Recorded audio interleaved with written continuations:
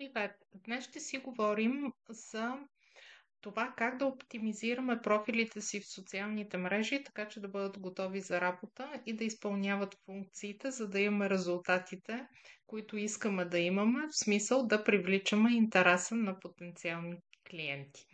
Препоръчвам да започнете с профила ви в социалната мрежа, в която ви е най-комфортно в момента. Тоест, ако най-много използвате Facebook, ако сте най-запознати с функционалностите на Facebook, започнете оттам.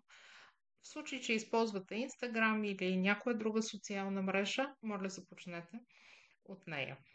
Важно е да се осъзнае, че правенето на успешен онлайн бизнес е постоянен процес в движение на живо. Средата, в която функционираме, се променя непрекъснато и най-важното нещо е да започнете.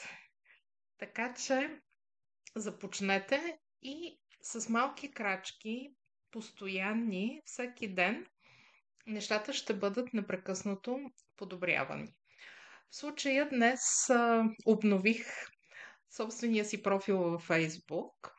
Идеята е на корицата да сложим нещо, което много ясно комуникира резултата, който потенциалният ни клиент иска.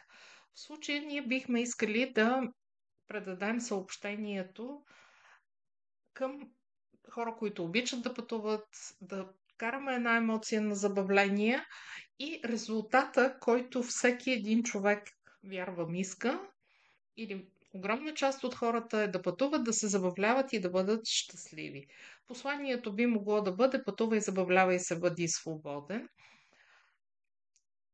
Социалните мрежи са място за забавления.